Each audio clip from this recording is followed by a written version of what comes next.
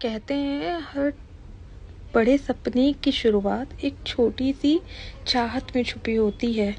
और मेरी भी एक चाहत थी कुछ अलग बनने की, और यही चाहत बनी मेरी जर्नी की शुरुआत। आज मैं यहाँ पर आप लोग के साथ अपनी जर्नी शेयर करने आई हूँ, क्योंकि काफ़ी लोग मेरे से काफ़ी टाइम से बोल रहे थे आफ्टर माई पॉडकास्ट जो मैंने अभी रिसेंटली शूट किया है, बहुत जल्दी ऑन एयर हो जाएगा। उसमें मतलब कि बहुत लोगों ने बोला कि आप अपनी जर्नी शेयर कीजिए। अच्छा, मेरी जर्नी ना एक रोलर कोस्टर राइड की तरह रही। बहुत सिंपल नहीं है, ना थी ना है, और बहुत अप एंड डाउन्स देखे, बहुत फेलियर्स देखे। लाइफ में एक अकेले होने का एहसास भी मैंने इसी जर्नी के दौरान किया, और फैमिली का होना और ना होना दोनों का जो एक एक्सपीरियंस होता है, एक एहसास होता है, वो मुझे अपने इसी जर्नी के दौरान हुआ। शुरुआत करते हैं कि जो सबसे शुरुआती था कि मैंने फैशन डिज़ाइनिंग कैसे शुरू करी, और मेरी स्टडीज़ कहाँ से हुई, और किस तरीके से मैं मोटिवेट हुई इस लाइन में आने के लिए। ये आज के एपिसोड में मैं आपको सब कुछ बताऊंगी, और धीरे धीरे जितना भी मेरा स्ट्रगल है मैं आगे हर दिन या 2 दिन के अंदर आके आप लोग के साथ शेयर करूंगी। होप आपको मेरी जर्नी से कुछ मोटिवेशन मिले, कुछ लर्निंग्स मिले, और आप भी इसको अपनी लाइफ में ले सकें और आपके लिए हेल्पफुल रहे। तो शुरुआत करते हैं। बेसिकली जो मेरी फैशन डिज़ाइनिंग की मोटिवेशन था वो कहाँ से आया, मैं आपको पहले ये बताती हूँ। जब मैं छोटी थी ना, I was very young, around 11-12 class में थी, तो मैं बहुत ज़्यादा मोटिवेटेड रहती थी कि मुझे फैशन डिज़ाइनर बनना है, कुछ करना है। और मेरा बहुत इंटरेस्ट था फैशन के साथ, मतलब फैशन में बहुत इंटरेस्ट था। और मैं उसी टाइम से बड़ी बचपन से ही आर्ट एंड क्राफ्ट, उसके अलावा जितने भी फैशन आपके कोई स्कूल में फैशन शो हो रहा है या कुछ भी कॉकुलर एक्टिविटीज़ हो रही है, डांस हो रहा है, मैं सब में पार्ट लेती थी। मेरी मम्मा बिल्कुल भी फैशनेबल नहीं है, बहुत सिंपल लेडी है, बट मैं तो शुरू से ही मेकअप करना, अच्छी अच्छी ड्रेसेस पहनना बहुत शौक था मुझे। तो इसी तरह से मेरी जर्नी की शुरुआत हुई। 11th-12th क्लास में जब मैं थी तो मैं क्या करा करती थी कि मम्मा की साड़ियाँ ली और उन्हें काट के कोई ना कोई ड्रेस बना देती। बहुत डांट पड़ती थी, बहुत ज़्यादा डांट पड़ती थी, बट कुछ पाने के लिए कुछ तो सहना पड़ता है। मम्मा की डांट बहुत ज़्यादा पड़ती थी। और एक मेरा पैशन और हुआ करता था कि जितनी भी फैशन मैगजीन्स होती थी ना, मैं उनमें से पिक्चर्स काट के अपनी वॉल के ऊपर पिन कर देती थी।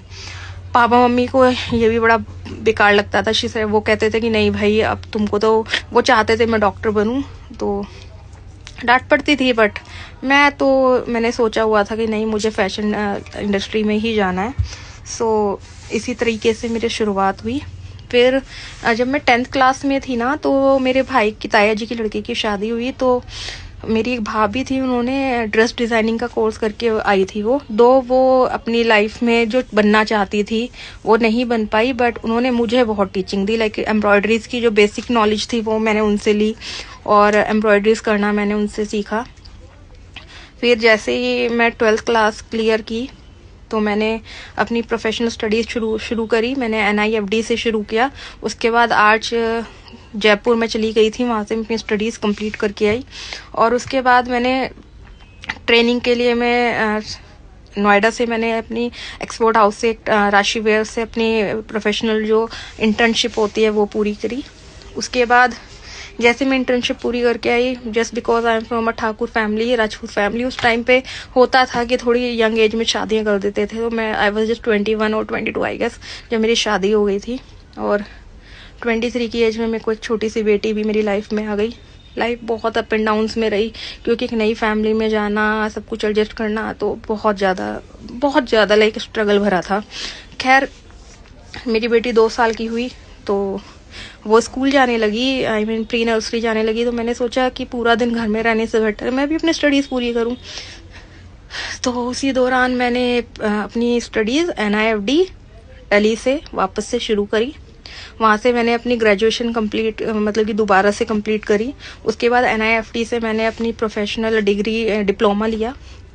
और साथ साथ मैंने शहनाज हुसैन के अंडर मैंने ब्यूटी कल्चर का भी कोर्स किया, सो दैट कि मैं ग्रूमिंग वगैरह भी कर सकूं। बट उसके बाद मैंने अपना एक बहुत सुंदर सा स्पा खोला और काफ़ी दिन तक काफ़ी टाइम उसमें करा। और जैसे ही मेरी बेटी थोड़ी बड़ी हुई 4-5 साल की, तो मैं प्रोफेशनली अपने मतलब कि अपनी स्टडीज़ कंप्लीट कर ही रही थी। तो उसी दौरान मेरे को एक अपना फ्रेंड भी मिला कि उसके साथ मैंने कॉस्ट्यूम डिज़ाइनिंग करी। और कॉस्ट्यूम डिज़ाइनिंग के करते करते उसी दौरान मेरे को सीनियर मर्चेंट की जॉब भी लग गई नोएडा के अंदर ही। तो मैंने वहाँ से कुछ दिन तक, मतलब 1-2 साल मैंने एज अ सीनियर मर्चेंट भी अपना काम किया। बट बेटी छोटी थी, तो 2014 में मैंने क्विट कर दिया सबसे और अपना brand M elegant define studio शुरू करा। तो यहाँ से शुरू होता है। सो प्रोफेशनली अगर आप देखें और तो मैं 2015 में अपना एम एलिगेंट मैंने शुरू किया।